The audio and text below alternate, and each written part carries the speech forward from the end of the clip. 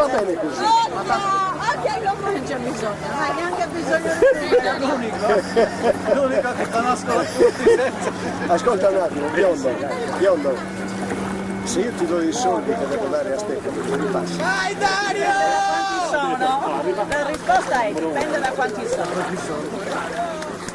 È più vicino di quanto sembra! Ascolta.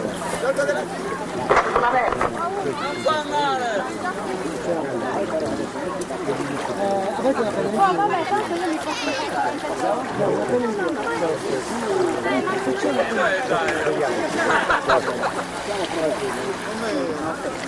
L'occhio della tigre, Dario! Vai Dario! Allora, intanto stanno giungendo al traguardo atleti del cielo, una disciplina tecnica molto nera per la rubrica, questa disciplina risulta moltissimo nelle condizioni atmosferiche, perché si vive solo da una parte, per questo prima le condizioni del vento possono essere appoggiati i mancini o i destrezzi. Quindi, di fatto, abbiamo degli atleti che hanno difficoltà a controllare la direzione e hanno impressione più di perché il baricentro non è più alto che in Italia.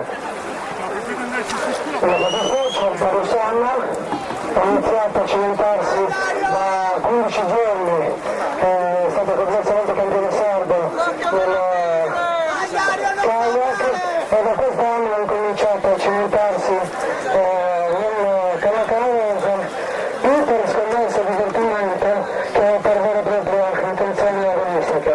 E comunque sta portando a termine questo campionato.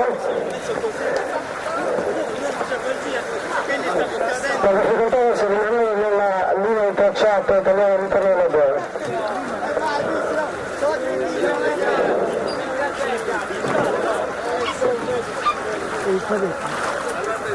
Ecco che adesso sta tagliando in questo momento il traguardo da Rossano. Complimenti a Dario.